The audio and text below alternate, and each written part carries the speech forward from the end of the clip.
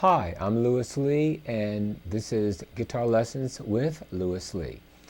Today we're going to talk about three important factors. Number one, we're going to talk about technique. Number two, we're going to talk about solo guitar. And number three, it will be improvisation. So these are the three subjects that we will cover, and each will be divided into 10 minutes. So the first issue that we want to cover today will be technique. Technique is very important, and what you want to do is when you're practicing, make sure that you always have a metronome. These metronomes can be purchased at Guitar Center, and they cost about $12, and it's worth its money. You always want to practice with a metronome. I never leave home without mine. I practice all the time with the metronome. It makes your timing impeccable. Keep that in mind. No matter what instrument you play, guitar, bass, drums, if you're a vocalist, always use a metronome. Okay, so today we're going to just demonstrate proper technique and how to use the metronome. We're going to set the metronome at 100 beats per second. Okay, 100 beats per second. And we're going to play the G scale. And we're going to use quarter notes, eighth notes, triplets, and then 16th notes. First the quarter notes. 1, 2, 3, 4.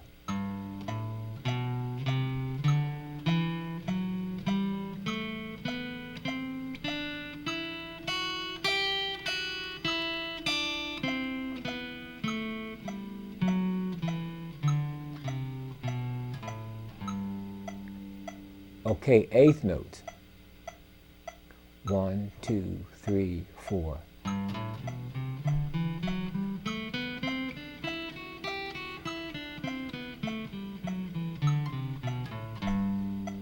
Okay, next we're going to use triplets. Remember, a triplet is when you squeeze 3 eighth notes into one count. Triplet, triplet, triplet, triplet. So we're going to try that.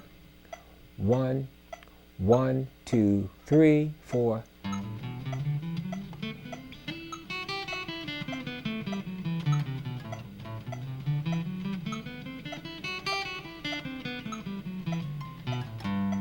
Okay, and next we're going to do it with the 16th notes, which is 1 E and a 2 E and a 3 E and a 4 E and a. I'm going to try that. 1, 2, 3, 4.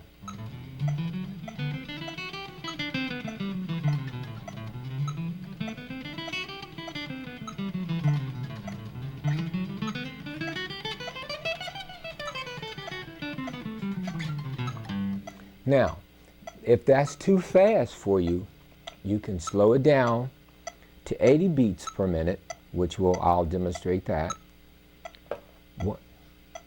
1 E and a 2 E and a 3 E and a 4 E and a.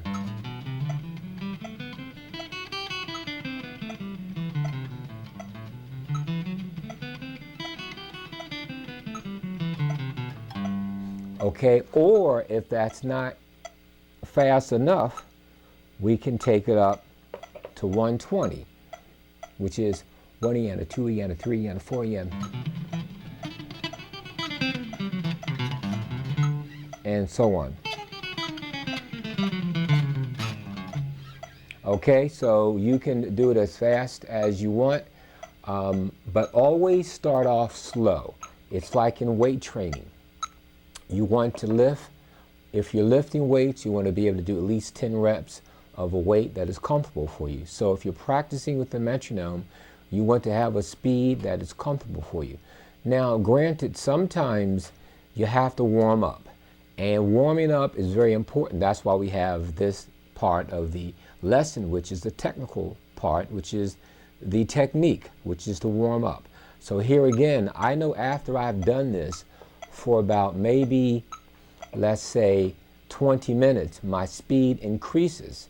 So what I would suggest is before you ever go to a job, a performance, or a gig, always warm up prior to going to the job or the gig or the lesson or whatever it may be, or even if you have to warm up before and just before you get to the gig. In other words, if you're at home, warm up at home, but then when you get to the job, if you have enough time, try to warm up again, because your muscles, they get cold and then they get a little stiff. So the blood has to be circulating and you want to warm up. Now with me, I'm clocking my speed at 150 beats per minute. But I have to get warm for that. So usually what I do is I warm up with 100, then I go to 120, then I go to 140, then I push it to 150. My goal is to take it up to 180. The metronome goes up to 210. Ultimately, I will be able to reach that, but that's a real challenge. 210 is the quickest, the fastest beat on the metronome. So don't forget, always practice. And always practice with your left hand. This is with your right hand, up and down strokes. So we're going to demonstrate some picking technique, downstrokes with quarter notes. We're going to count 1, 2, 3, 4. Now, notice I'm playing all downstrokes.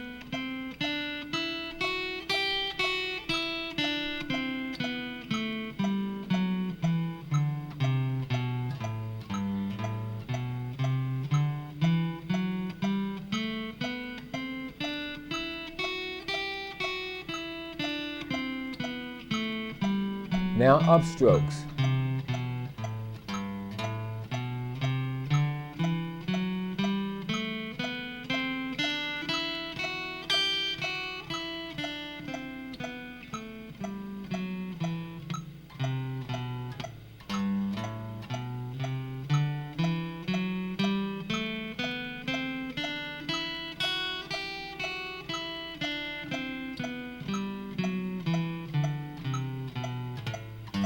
Now up and down strokes.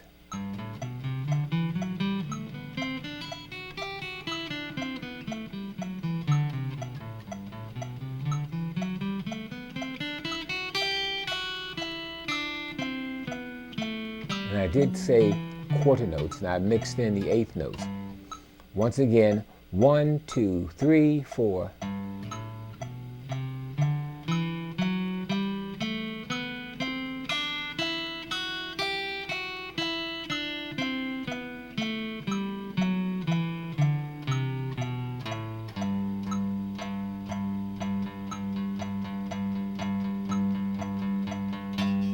Okay, and the last part to this segment of the lessons will be stretching your left hand. Now that we've worked both left hand and right hand, you really want to stretch your left hand as well, because that's the most difficult. So there are exercises that you can do, and we're going to do where you can just do up and down strokes, but you're going to play the F and the B flat. F sharp, B, G, C, G sharp, C sharp. And it will be played like this.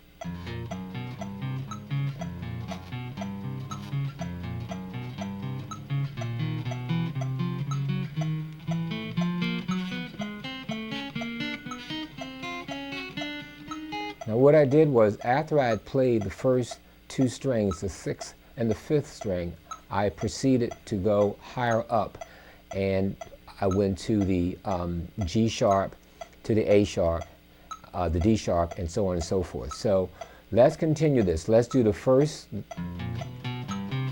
which is the sixth and the fifth and the fourth.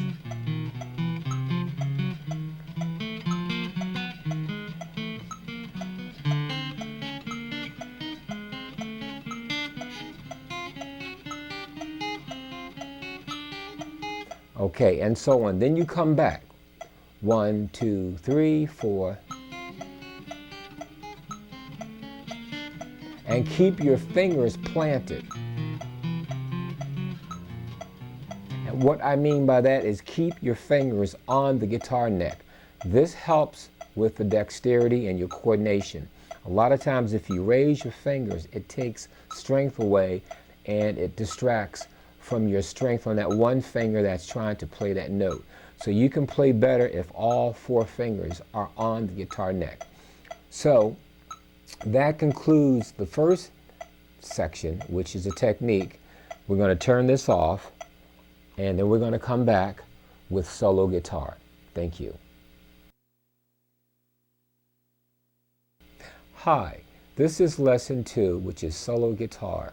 Now, most of my guitar technique and my reading ability and all of my musical education has come from USC.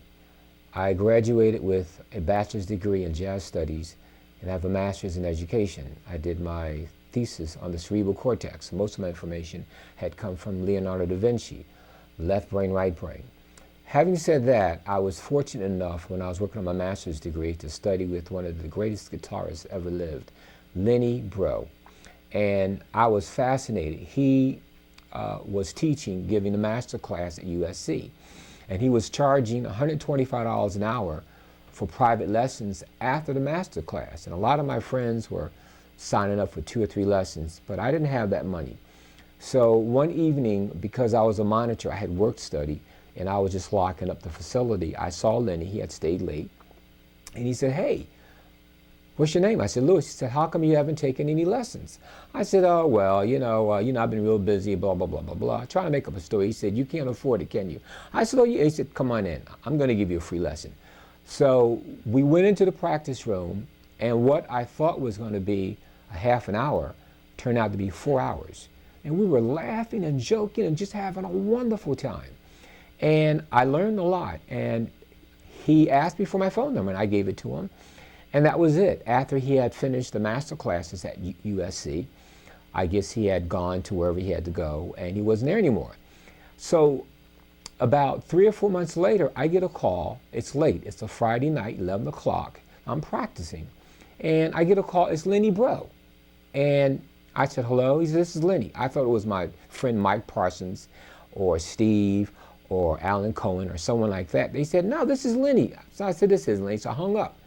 He called me back. He said, "No, this is Lenny. Listen." He started playing. I said, "This is Lenny." Anyway, to make a long story short, I went and picked him up, and Lenny lived with me for 8 months before his demise. And I studied with him every day. That's all we did. It was like living with God.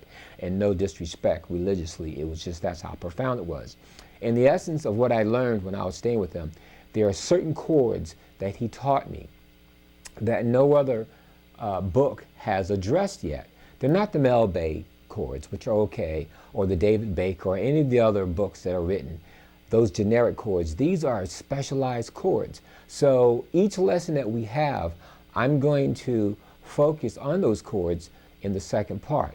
Now, to this group of chords, there are 30 groups. So the first group we will start with is the C chord. All of the chords will be based on the root of the C, but we'll start in the first position, okay, on the 6th string, the 3rd fret, and it'll have the 5th in the bass, which is the G. And we'll start with the C7th. Now, if you want any of this literature, the information at the end of the program will show a number or email address where you can write or call, and we will be happy to answer any questions and give you any additional information that you may have. So we're going to go with the C7. And this is what the chord sounds like. But then the next, we're going to go with the C major 7th. Now remember, we have the 5th in the bass, and this is solo guitar. Solo guitar is what you heard me play in the beginning, My Funny Valentine, and at the end I'll play another selection that I've come up with. But solo guitar is the bass, which is a 5th, the melody, which is a C, which is in the lead, and the chords.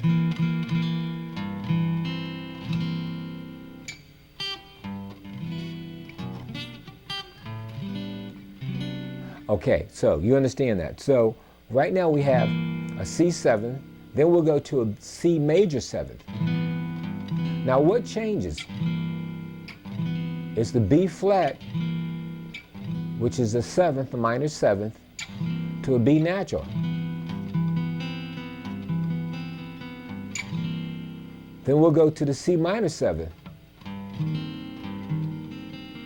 Now what has changed? We have that E flat, we have E to E flat. Then we go to the C minor 9. What has changed? That C has now gone to the 9th, or the 2nd, which is that D. And we still have that E flat, we have the B flat, but now we have the D. And now that's a C9.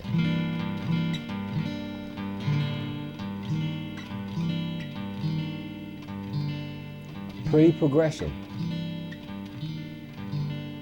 Now we have the C11th. Now what has changed? That E has now gone to an F, which is a 4th. The 3rd has gone to the 4th.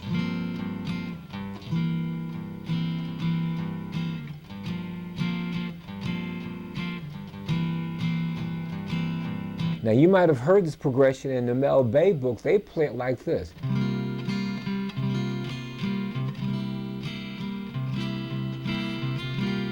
Which is pretty, but that's standard. But what if you're playing a solo guitar and the G is in the bass, as with here, and you want the melody is in the C, but you still want to have that effect of that E to the F, the movement. That's when you get it.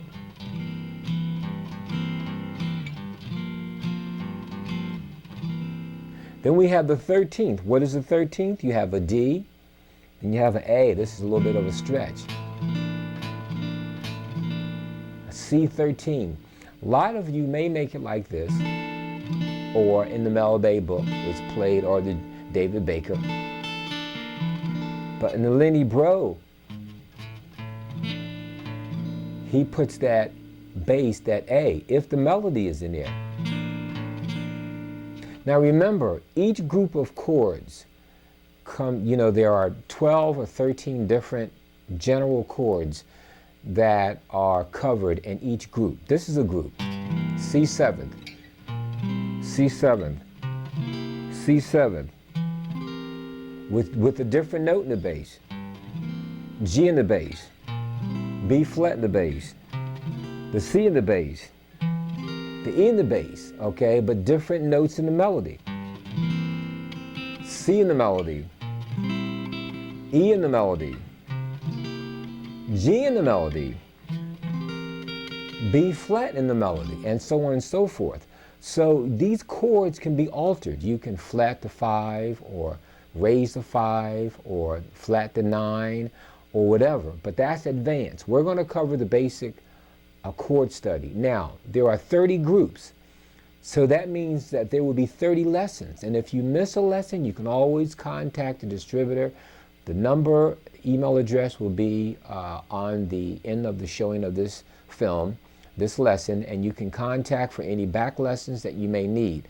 However, keep in mind that this will take you at least 30 lessons to get all 30 groups. Then we'll talk about alterations, altering a chord, a flat 9 or a sharp 9 or a 13th or whatever you want. And also, after we've done all of the chords, then we get into a chord solo, how to build a chord solo on a song. So this concludes the second portion of this lesson on guitar chord study. Thank you so much. Thank you. Now this is the third section of lesson number 1. This is the improvisation. And not only did I have the opportunity of learning chord studies from Lenny Breau, I managed to learn how to solo. He was a master of solo technique. And what he told me was, in soloing technique, you want repetition. He said, when you're soloing, it's like speaking a language. He said, it's universal, but the ear has to hear it repeatedly. If you don't, then it doesn't recognize it. It's too much information. What do I mean by that? Let's take something really simple. The A minor chord, which is in the C minor, the A minor, which is in the C chord, C major. This is the relative minor. Okay, so that's an idea. Ba, ba, ba, ba. So if I were soloing, I would play that 3 times.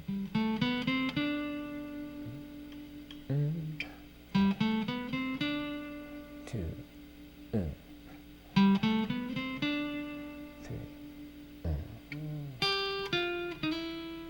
Now, and then the 3rd time, I deviate. So in soloing, you want repetition. Wes Montgomery was also famous for that. People thought he used to read his solos, but he could make up solos on the spot. As with Lenny, I didn't have the opportunity of studying with Wes Montgomery, but I've read and studied a few of his books. But I have lived and studied with Lenny Breau. And that's what he would do. He would simplify.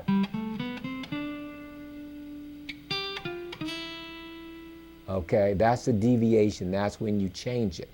So what we want to cover here is the first section would be the diatonic. The diatonic is a set of modes, and the diatonic, meaning dio, which is to dial, a circle, and the tonic, which means the number 1, diatonic. So it starts on, since we're going to use C major, that's the Aeolian. Now I'm playing in the Aeolian.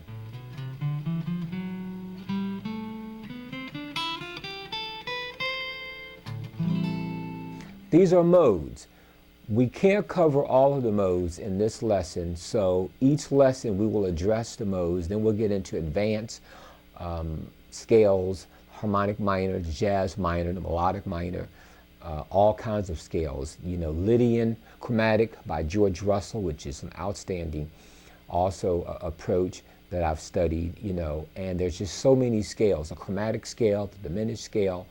We'll cover all of that, and it's how it's applied, how it can be applicable to any certain musical situation. But today we'll simplify it to just one mode so that we can have a base. We're starting with just that relative minor.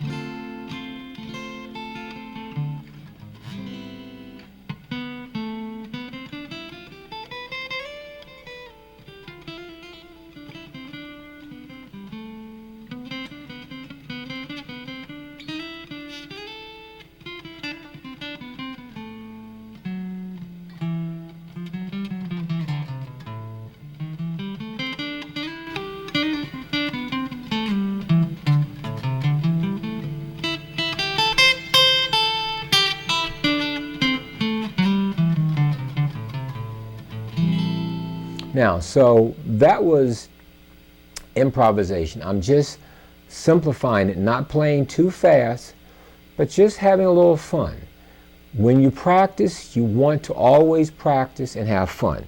But now we're going to get back to our dear friend, the metronome. Remember, always practice with a metronome. So now we're going to practice that same scale with a metronome and hear the difference. And this is at 120. 1, 2, 3, 4.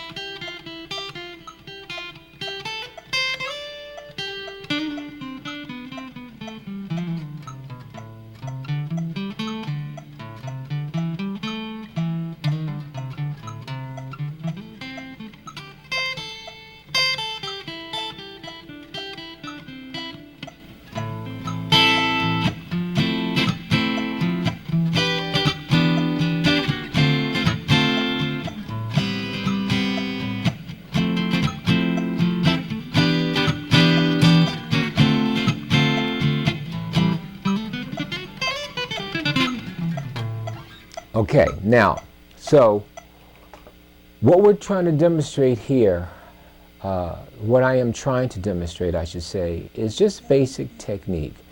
You can get into different substitutions and play outside like Joe Coltrane.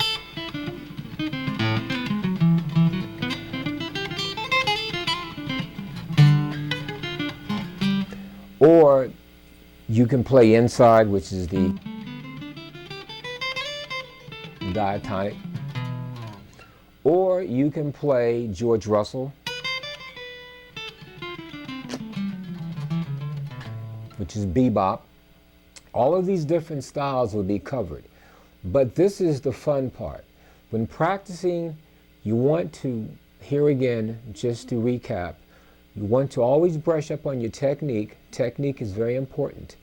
Then you want to always be able to play a song, to be able to express yourself. And studying music and different songs by different composers is a good way to build your own repertoire of songs that you like so you can play for people. And also, you want to have fun. You want to improvise. Improvisation is the best part of playing because it's on the spot. Now, before we conclude, there's a book that Lenny suggests to me that I've been studying now for years. I always go back to it. It's a violin book, you know, and I will not really talk about the name because I haven't checked with the publishers to be able to speak about the name of the book, but maybe later I might be able to divulge that information to you. But that's something else that you want to work on that will help you. Violinists, they have incredible, impeccable speed and technique. And what Lenny always told me was, have you ever noticed how fast and clean they play? And I said, yes. And they have such a small section, you know, the violin is much smaller than the guitar, and they play so accurately. So, you know, you can learn a lot from different musicians, different techniques from other instruments. So I would advise you to always be inquisitive and explore. Be exploratory. Always venture out when you're studying your technique. And remember, when you're playing, you play to have fun. If you don't enjoy what you're doing, you're not going to have fun. People are not going to enjoy it, and it's not good.